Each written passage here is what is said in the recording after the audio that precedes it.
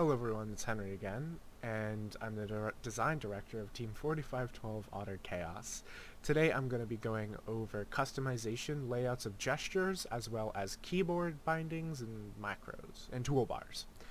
I don't personally set up macros, but I believe you can in Solidworks, that's why I said that. So, Solidworks is great, but it can be kind of slow to create a sketch, and then once you create the sketch, you have to drop down. I wanted a chamfer fillet, or in the rectangle I wanted this 3-point center rectangle kind of deal. So there's things to help you with that, and it's all in your settings and under customize. And this is what I'm going to be going over today. So you can customize your toolbars. That's very useful if you want like a different view. If you want medium toolbar views, you can see this is going to change. Or if you wanted small toolbar views, I keep them small because it'll fit more and it gives you a little bit more space on your monitor. Shortcut bars, commands are kind of cool, menus, all of these fun little menus, keyboard, so this is probably the one that's going to be most used other than mouse gestures. Basically you can set a custom key binding to whatever function you want, like Control S or just S. Saves your file, blah blah blah. You can set anything you want. I'll go over kind of what I have set for mine. I don't have a lot of things set because when making FRC parts I don't typically use a lot of tools. And then mouse gestures. Mouse gestures are, I love them so much. Coming from Fusion 360 as the first program that I've used, and then going to SolidWorks and having these gesture tools, oh, it is another world. So whether you're just on your part, you can gesture for orbiting around the part, and you can change these by just like dragging and adding it to the things. I won't do that, but you can scroll through and search up like slot, straight slot, and you can put that there, all that fun stuff. So assemblies, you have views. Drawing, you have views. In a sketch, you have these. I keep these ones for my sketch because these are the tools I typically use a lot. Again, you'll find later on as you're CADing, especially if you haven't done this before, if you haven't CADed before and you're not used to all the functions and stuff, you'll end up finding functions that you use a lot that are harder to get to on the toolbars and the main bars and menus.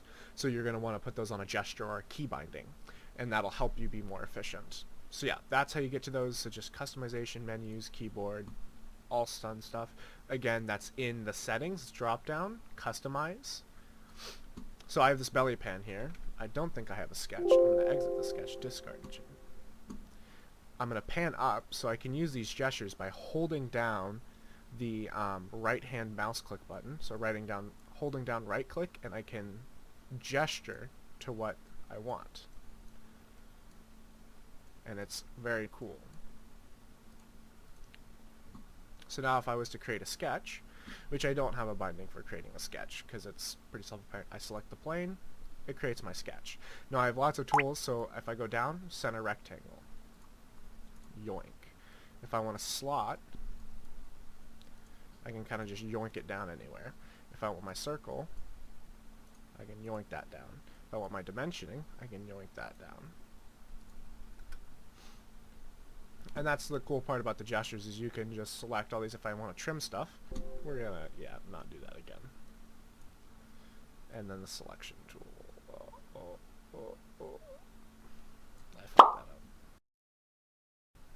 Oh no, I said a curse. Oh no. Oh, I haven't done that yet on videos. But yeah, so the gestures and customizations are great. If we go to an assembly,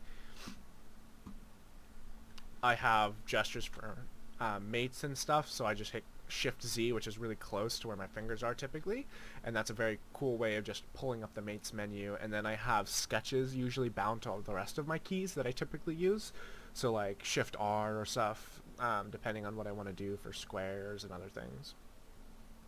Again, that's pretty much it for this video. It's nice and short, basically getting to know your program better and being able to utilize it more effectively for yourself.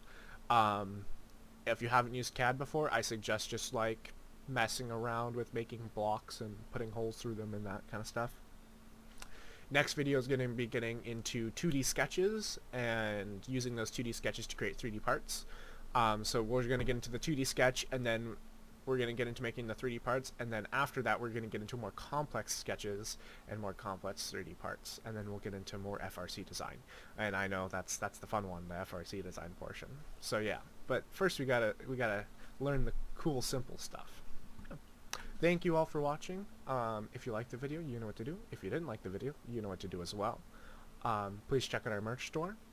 It's cool. We're going to flash that on screen right now. Link in description. Website, link in description too, or on the screen. Maybe both. Maybe in the card too. Moses, I'm making this hard for you. Thank you to our sponsors who makes this education possible. Wow.